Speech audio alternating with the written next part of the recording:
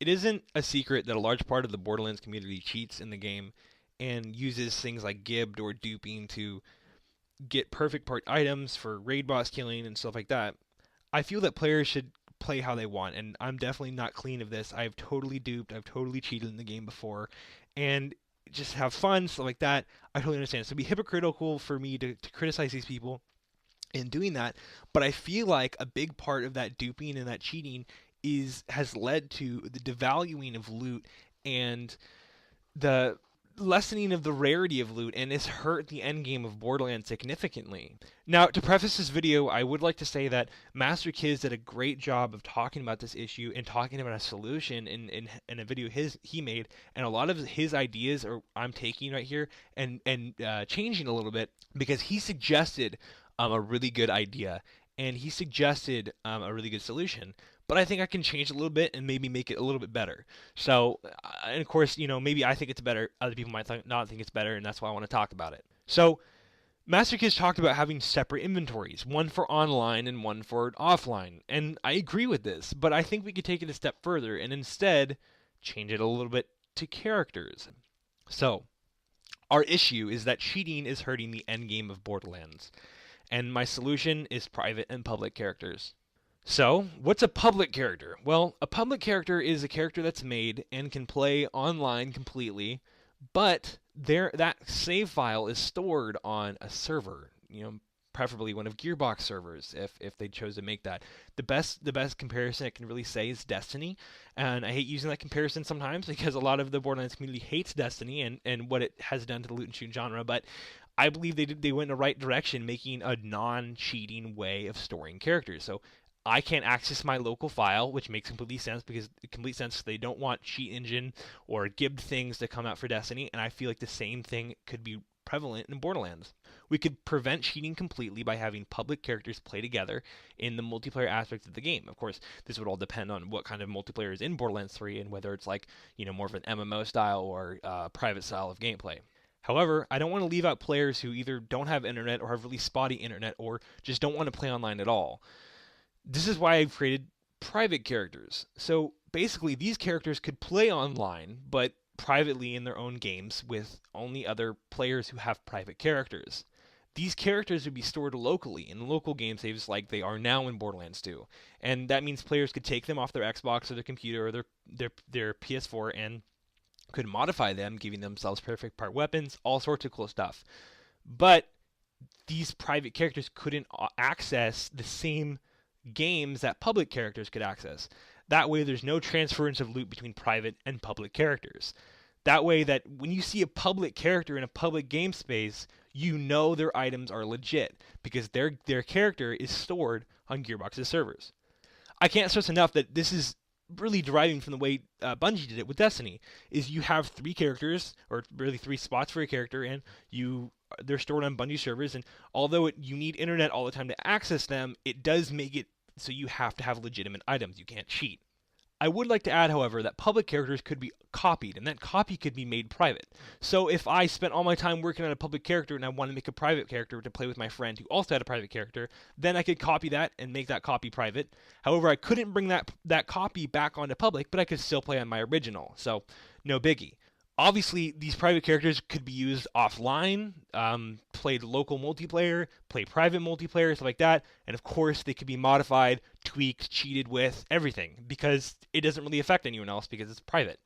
Ideally, the private characters should be able to access every part of multiplayer that the public characters do, but the public characters play together and the private characters play together. So that way, when I'm playing public, I know that other people in my game haven't give their guns, I know they're not cheating, and I know I'm not cheating because it's a public character. Now, I think the most important pros of this, or the benefits, is that Gearbox might act different in the terms of scaling, loot drops, community events, if they know that public characters are completely legitimate. And also, this would bring a lot of the value back to loot. So, if you see a friend who has a really cool gun, or a really awesome pearl, and they're like, wow, where did you get that? You can just talk about it and you can try to go find one yourself. You don't just say, hey, where'd you get that gun? Can you dupe it for me? Because I believe like I said, I know we're all guilty of it, but I believe that that's hurt the end game of Borderlands, and it's something Destiny did right. Because when I play Destiny, sure, I'm jealous, but I just want to go play the game more. I don't want to just get it duped for me and start using it. Master Kids did a great job of talking about this in the way that when he plays Borderlands, he chases after that loot and he loves the feeling of something rare happening, something rare dropping. And he feels as well that it was devalued the way that the community duped and had like a black market, like he said, to quote him, really, is had like a black market of duping and sharing items and stuff like that. And I feel like we can fix that through having public and private characters. So this rare feeling, like I said, Destiny also got this right. When you get a drop that you really, really wanted, it's really special to you. It's not just like you got it duped, like, oh, cool, I have a duped gun now. And something that Master Kids also said is that each gun feels very unique this way. You know, let's say I had a Hellfire that was like Master Kids said, I had a Consummate Hellfire. It's like one of the best versions of Hellfire. My friend wants to get that thing, and so he tries to go out and get it himself. And he has a different Hellfire because no, it's the same in Borderlands. That's how it is, and that's how I feel it should be. So that way, you know, without duplicating, we could be unique in our own way. This also could create a marketplace between characters, and knowing that nothing's duped, it knows that you had to work for it, and that way players may be more likely to trade with each other rather than just dupe each other guns. Now, the cons obviously would be that we have limited space for public characters. So in Borderlands 2, I can make as many characters as I want, or as many as my hard drive would allow, of course. And if they were on a server from Gearbox, we would only be allowed a certain amount of spaces, which makes sense. There's a limited amount of server space, which is a bummer. But again, I think it's totally worth it to bring back that feeling of uniqueness and rarity to guns. I also think that the shared loot of the world, so talking about, you know, instance loot versus non-instance loot, would be an issue, because if guns really had this, you know, very high price tag and they had a lot of value, then that's just going to increase the amount of people going into public games and stealing loot because they want it for themselves, because they know they can't dupe it themselves.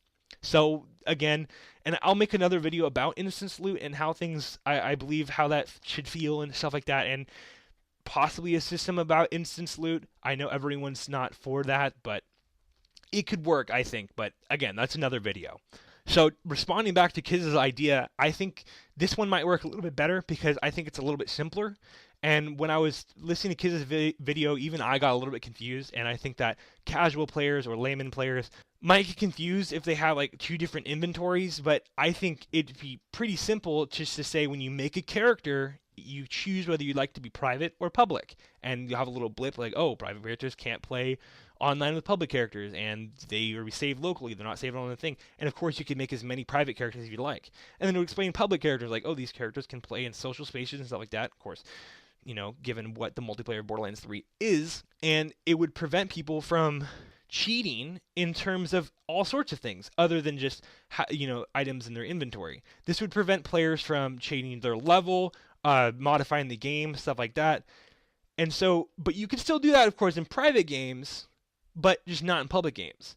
So I think having separate characters could allow for an easier way to experiment in the game. I know Baru did some stuff like having like a cheat engine type thing that made like these crazy combinations of guns. And I think that was really cool. So having separate characters instead of, you know, separate inventories might make that a little bit easier. So basically TLDR is, you know, there's a public characters that can only play with public characters, and they have to be legit because they're stored on Gearbox's servers. Private characters can play with other private characters, and they're stored locally, so people can modify them and cheat and play to their heart's content, and they can, of course, play offline, which is a big deal. Anyway, I hope you guys enjoyed this video talking about the idea, and I would like to add a few things about my YouTube and stuff like that. My first video, the rarity one with the loot system, it got a really positive response. I'm enjoying it.